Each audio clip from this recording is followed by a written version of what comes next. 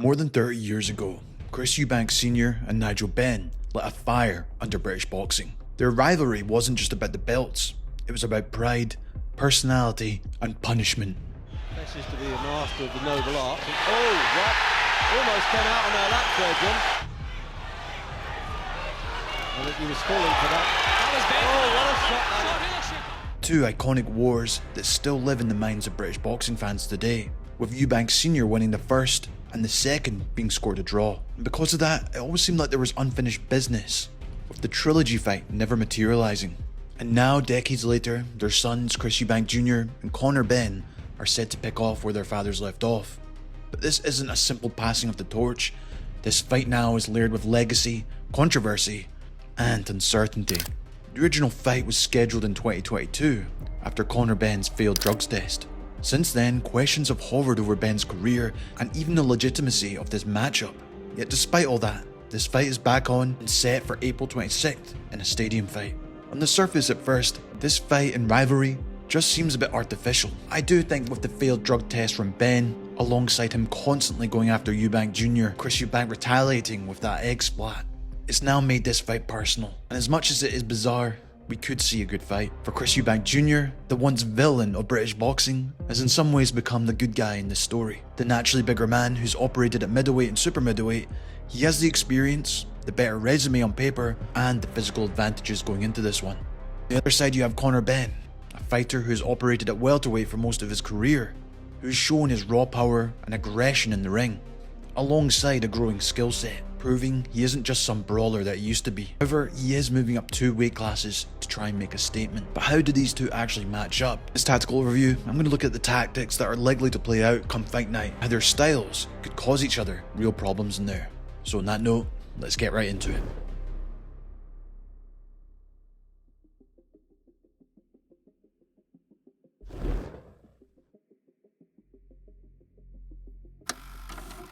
Eubank Jr. is easily the more experienced of the two, having fought at a much higher level for a longer period of time, as he is 7 years older than Benn, and he has fought some solid fighters along the way, including George Groves, Billy Joe Saunders, James DeGale, Arthur Abraham, and most recently Liam Smith. And in my opinion, I think he has actually one of the most interesting style evolutions in British boxing we've seen recently. He came up as a brash, athletic brawler, letting his hands go with those vicious combinations and ridiculous haymakers, often relying on his toughness and natural ability to get by. But over the last 5 years, we've seen a transformation into a more thoughtful, tactical fighter. And under the influence of Roy Jones Jr., who he initially teamed up with after 2019, he embraced that counterpunching style. More movement, more patience, more emphasis on drawing opponents in. And his defensive stats don't lie, as he's become a lot harder to hit clean, with subtle head movement and footwork that allows him to control the pace of the fight. But one of the biggest changes, and probably one of his best weapons now, is his jab. But right now, you just can't get a very determined Shirameta. Eubank tends to fight in bursts, seamlessly blending the probing jabs, subtle feints, and the explosive shots behind it. As his lead hand uses that constant swaying motion between a low and mid guard, creating a disruptive rhythm that keeps opponents second guessing with his intentions. Sometimes he uses the jab to measure, other times to strike with real force, which is very reminiscent to his former trainer Roy Jones Jr. and the hitman Thomas Hearns, as it helps make it fluid and spontaneous. But he also has the snap behind it to disrupt even technically sound opponents. Fourth is going to be 4 rounds up. Nice jab again there from Eubank. And personally, I do think this could be an issue for Conor Benn, especially when he looks to try and close the range on Eubank, as the awkward angles, sudden changes of pace, and feints could leave Benn hesitating instead of exploding forward. I do feel this will help Eubank pick his shots a lot better, not to mention he's great at setting up that big uppercut or straight right behind it. Yeah, sharp.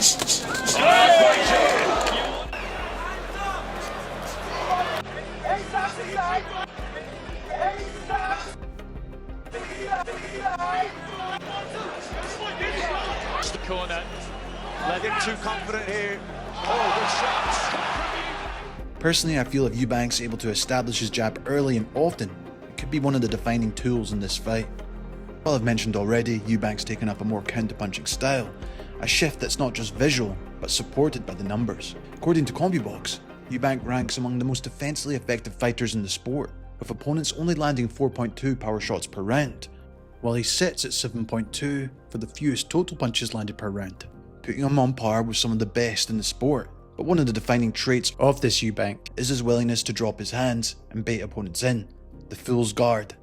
Get to his game, drawing him into a fight where his uppercuts is relentless with a good shot.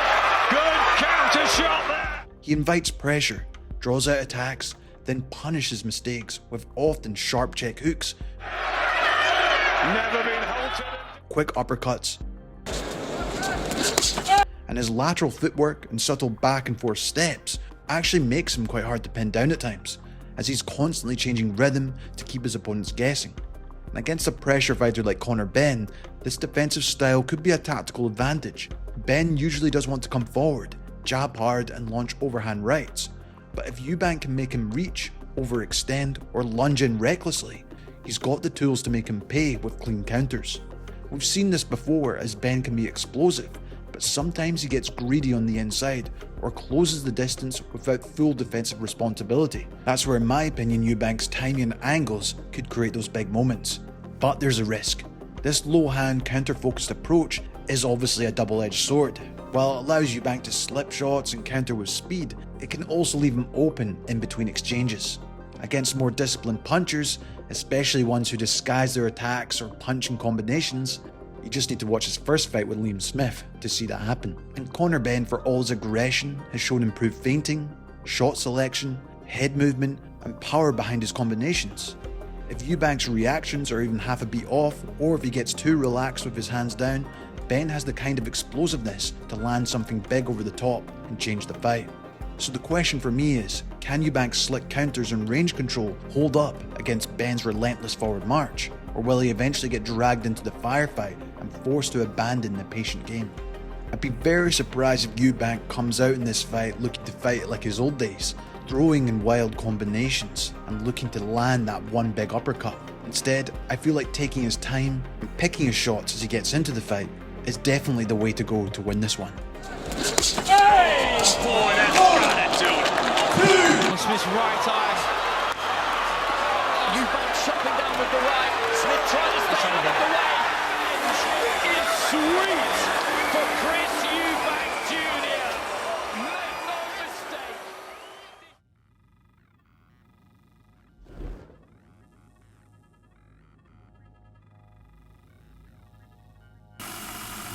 Now, let's look at Conor Benn, who for the most part has carved out an identity as an aggressive pressure fighter. But I wouldn't say he's just necessarily wild aggression. There's now a structure to his chaos, as Benn uses constant feints, head movements, and subtle pressure to put opponents on the back foot, forcing them to create mistakes before he pounces on them. Oh, good one, two, and he's down! Nevertheless, we've also seen him take a more boxing approach as well, showing that he can fight from the outside at times if he wishes to. But for me personally, he's best when he's on the front foot, and one of his main weapons, of course, is that power jab, which isn't just for measuring, it's a weapon at times, as he throws it with real intent, often stepping in hard behind it, going to both the head and the body, while even using feints behind it as well. In the opening round, a lively... He's making sure he's getting into Feinting on the... And All this, in my opinion, is to set up his signature punch, his jab overhand right, one of his best and most dangerous shots. And there were some good judges. He gets that opportunity. As the continued variation of his jab helps to eventually disguise that follow-up right hand behind it. And it's true, because he's not winning this fight. He's losing most of it. Oh, what a right hand. Two big right hands. back to the fundamentals of boxing. Good right hand over the top. That was a jab to the body, right hand over the top. From Benn. Conor Benn, he didn't punch him when he was going down. Look, feint, 1-2. What a punch. What a highlight reel knockout that is. While in terms of his pressure, I actually think he's growing tactically. He'll roll undershots, slip inside, come back with a short compact counter, while he looks a lot more comfortable trading in the pocket or boxing at mid-range, depending on the opponent. Benn to unload so that maybe he can pick him up later in the contest, and a brilliant left hook. And I think this versatility actually makes him very dangerous now, However, as he does get into the later rounds, he can get a little bit sloppy, where we have seen openings land on him. Nevertheless, I do think a calculated, patient pressure is going to be the way to go against Eubank.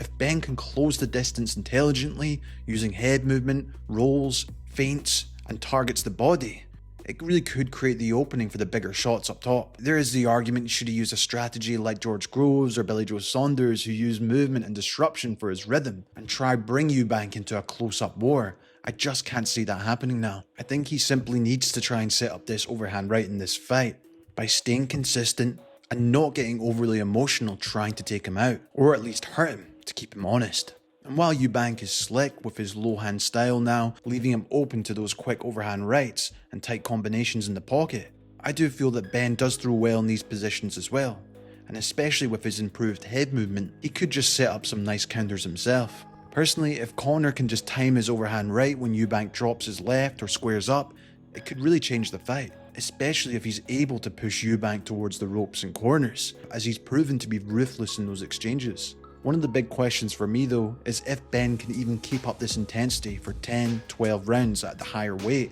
and whether he can take Eubank's power in return as well. Not to mention he's been the much more emotional fighter going into this, and you can't help but feel he'll just expel energy as he'll try to prove him point. However, I might be proven wrong by Benn's strategy, and he may very well stick to the game plan that's required. Oh, good 1-2 and he's down. Left-right combination against the southpaw, and Van Herten is badly hurt and goes down. With still...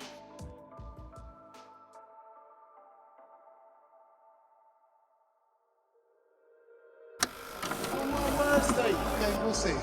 We'll see. Yeah, we will see. We'll see. Don't kind of shake. His Excellency. Let's get the fight done. It's not good though. Yeah, I know it's not good. It's It's like Christian it's Dior. not that. You reek of fear out here. Yeah. The No smell one's of fear scared of coming that, out. bro. No one's scared of that, Stink of man. fear, No but one's it's scared okay. of that. You're putting on a No brave one's scared of face. that. What are you going to do about it? Nothing. I'm not going to do nothing. I know you're I not don't doing need to do something. anything. I just did my job. I know you ain't Once going to you do sign the anything. contract, I know then you we'll ain't see going what to do anything. happens. Cool, no problem. Let's get it done. I'll fool you tonight. Okay, let's get it done. Let's get it done. This fight is unpredictable in so many ways. You've got legacy, pride, controversy, and also the size disparity all in play. One fighter is naturally bigger, more experienced, or tested at the elite level. The other is younger, faster, hungrier, and really fighting to redeem his name. In my opinion, if Benn sticks to a disciplined game plan with feinting, jabs, to avoid unnecessary wars, he has the tools to really trouble Eubank. However, if he's drawn into overextending his punches or ends up following Chris Eubank around the ring and fades due to the extra weight, we could see Eubank take over and land the more damaging shots as it goes on. Eubank meanwhile needs to stay sharp early though in my opinion. He simply can't coast like he did in the Liam Smith fight, as he has to control the pace and range and look to counter Benn's aggression. If he times it right, we could see him start to wear Benn down and even get the knockout. But as we've seen time and time in boxing, it is of course the theatre of the unexpected. And with the way the build-up of this fight has gone, I wouldn't be surprised if something spectacular happens come fight night. I'd love to hear your thoughts on the fight. Do you think Benn has what it takes to take out Chris Eubank? Or will Chris Eubank prove to be too big and too experienced for the younger fighter moving up in weight? I'd love to know. If you enjoyed this breakdown, make sure to check out my Nigel Benn versus Chris Eubank Sr. breakdown. This has been Jamie from Boxing Life. Enjoy the fight when it comes, and as always guys, I'll see you in the next one.